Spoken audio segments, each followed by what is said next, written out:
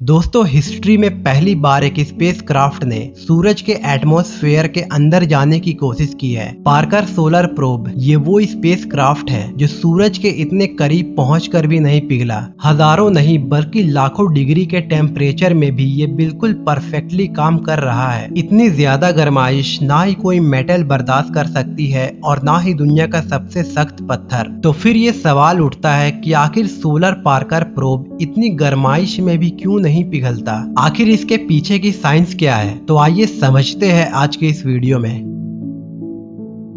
दोस्तों, 1900 के शुरुआत में साइंटिस्टों ने सूरज पर रिसर्च के दौरान एक अजीबोगरीब फेनोमेना नोटिस किया। वो सूरज से निकलने वाली वेवलेंथ और उसकी कलर से सूरज की गर्माइश का अंदाजा लगा रहे थे। ये काम धरती से ही स्पेक्ट्रोग्राफ की मदद से किया जा रहा था। आपको यहाँ ये बता दूं कि लाइट के कलर और उसके वेवलेंथ का डायरेक्ट कनेक्शन उसके टेम्परेचर से होता है। जो रिजल्ट साइंटिस्टों के पास आया उसने एक ऐसी मिस्ट्री खड़ी कर दी जिसको आज तक समझा नहीं जा सका। उन्होंने देखा कि सूरज की सतह यानी उसकी सरफेस का टेम्परेचर 5500 डिग्री सेल्सियस है, जबकि उसके आउटर एटमॉस्फेयर का लेयर कोरोना का टेम्परेचर 5 लाख डिग्री सेल्सियस से भी ज्यादा है, यानी सूरज की सतह से भी 100 गुना ज्यादा। ये एक बहुत ही अनोखा फेनोमेना है जिसको समझने के लिए साइंटिस्ट पिछले 100 सालों से लगातार कोशिश कर रहे हैं। नॉर्मली ये लेयर सूरज की रोशनी में छुपा होता है और आप इसको तभी देख पाओगे जब सोलर इक्लिप्स होता है, यानी कि सूर्य ग्रहण के वक्त, या फिर क्रोनोग्राफ सनसीड की मदद से।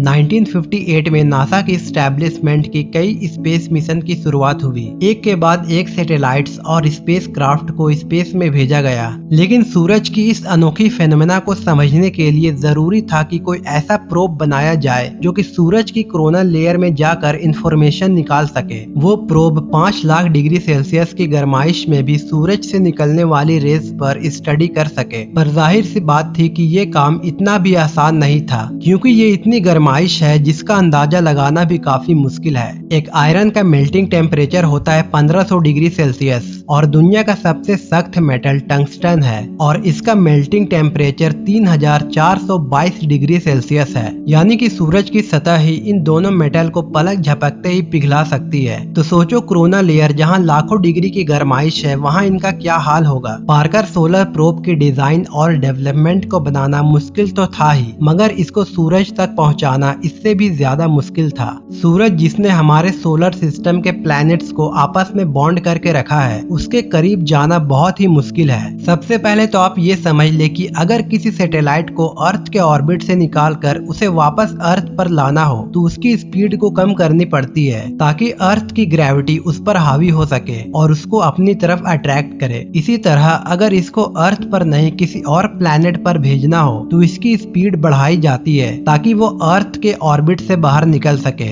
एग्जाम्पल के तौर पर अगर मार्स पर किसी स्पेसक्राफ्ट को भेजना हो तो पहले उसको रॉकेट की मदद से अर्थ के ऑर्बिट में लाया जाता है और इसके बाद सही टाइम, सही एंगल और सही स्पीड से उसको अर्थ के ऑर्बिट से निकाला जाता है। अर्थ के ऑर्बिट से स्पेसक्राफ्ट को निकालना बहुत ही एनर्जी कंज्यूम करता है। रॉकेट की मदद से वो अर्थ के ऑर्बिट तक तो आ गया, लेकिन अब यहाँ से रॉकेट नहीं होता, क्योंकि स्पेस क्राफ्ट में ही लगे छोटे रॉकेट का इस्तेमाल करके इसकी स्पीड धीरे धीरे बढ़ाकर उसको अर्थ के ऑर्बिट से निकाला जाता है। क्योंकि मंगल ग्रह अर्थ से सूरज के मुकाबले बहुत करीब है, इसलिए जिस एंगल में स्पेस क्राफ्ट को लॉन्च किया जाता है वो एंगल इतना ज्यादा नहीं होता। लेकिन सूरज और अर्थ के बीच का डिस्टेंस 150 मिलियन किलोमीटर है और अर्थ के ऑर्बिट से निकालकर उसको सूरज के ऑर्बिट में डालने के लिए एंगल भी बहुत चाहिए और जाहिर है एनर्जी भी। इतनी ज्यादा एनर्जी और पावर वाला रॉकेट आज तक नहीं बनाया गया। नासा के एक्सपर्ट ने फैसला किया कि पार्कर प्रोब को सूरज पर भेजने से पहले इसको वीनस ग्रह पर भेजा जाएगा। वीनस हमारे सोलर सिस्टम का दूसरा प्लैनेट है जिसकी ग्रेविटी को इस्तेमाल करके पार्कर प्रोब की स्पीड बढ़ाई जा सकती है। लेकिन यहाँ एक परेशानी थी। परेशानी ये थी कि वीनस एक छोटा प्लैनेट है और इसी वजह से इसकी ग्रेविटी भी कम है। जितनी स्पीड पार्कर प्रोब को सूरज के करीब जाने के लिए रिक्वायर्ड थी। उसके लिए जरूरी था कि वो वीनस के गिर्द 24 मरतबा चक्कर लगाए, तब जाकर वो सूरज के क्लोजेस्ट पॉइंट पर पहुंच सकेगा। 12 अगस्त 2018 पार्कर प्रोब को cap Canaveral air force station से लॉन्च किया गया। इस मिशन के लिए नासा ने 8 साल का टाइम प्लान किया है। सूरज के सबसे क्लोज पॉइंट तक जाने के लिए वीनस का सहारा 24 मरतबा लिया जाएगा। हर एक चक्कर में 37 घंटे ऐसे होते हैं जिसमें सूरज पर रिसर्च करने का मौका मिलता है। यानी टोटल 8 सालों में ये प्रोब सूरज पर 900 घंटे रिसर्च कर पाएगा। 28 अप्रैल 2021 ये वो दिन था जब नासा ने कंफर्म किया कि पार्कर प्रोब अपने 8वें चक्कर में सूरज के कोरोना लेयर में सक्सेसफुली पहुंच चुका है। कोरोना का मिस्टीरियसली सूरज की सतह से भी 100 टाइम ज्यादा गर्म होना वाकई एक हकीकत था, जिसको पार्कर प्रोब ने भी वेरीफाई किया। लेकिन ऐसा क्यों है? कौन सी ऐसी ताकत है जो मिस्टीरियसली कोरोना लेयर को सूरज की सतह से भी ज्यादा गर्म कर रही है? इस पर अभी रिसर्च चल रही है। अब आ जाते हैं हम अपनी सवाल की तरफ कि आखिर क्यों इतनी ज्यादा गर्माइश में पार्कर सोलर प्रोब मेल्ट क्यों नहीं हो रहा। पार्कर प्रोब की जो साइड सूरज को फेस किए हुए है, वहाँ एक हीट शील्ड लगाई गई है जिसको कार्बन फॉर्म से बनाया गया है। ये कोई आम फॉर्म नहीं है, बल्कि इसको अल्ट्रामेट कंपनी ने खास तौर पर सूरज की गर्माइश को एब्जॉर्ब करने के हिसाब से डिजाइन किया है। ये फॉर्म अंदर से 97% खाली है, जो हीट शील्ड को और ज्यादा इफेक्टिव बना देता है। इसके अलावा इस पर कार्बन कार्बन कंपोजिट का एक लेयर चढ़ाई गई है, जिसे ग्रेफाइट और रेजिन से मिलकर बनाया गया है। ये मिक्सचर हीट शील्ड की दोनों साइडों पर लगाकर इसको सुपर हीट किया गया, जिससे कि ये कार्बन की प्योरेस्ट फॉर्म में बदल गया। और जैसा कि हम सभी जानते हैं कि कार्बन की हीट कंडक्टिविटी बहुत अच्छी होती है। और आखिर में इस हीट शील्ड की वो साइड जो कि सूरज की तरफ है, उस पर व्हाइट सिरेमिक पेंट भी किया गया, ताकि सूरज की ज्यादातर रोशनी अंदर जाने से पहले ही रिफ्लेक्ट हो जाए। हीट शील्ड के अलावा पार्कर सोलर प्रोब का बाकी का हिस्सा ऐसे डिजाइन किया गया है कि वो हमेशा हर वक्त इस शील्ड की परछाई में ही हो। पर इन सब चीजों के बाद भी पार्कर प्रोब ज्यादा से ज्यादा 2500 डिग्री की गर्माइश ही बर्दाश्त कर सकता है, जबकि कोरोना का टेम्परेचर 5 लाख डिग्री सेल्सियस से भी ज्यादा है। अब ये इतनी ज्यादा गर्माइश कैसे बर्दाश्त कर रहा है, ये समझना भी काफी आसान है। लॉ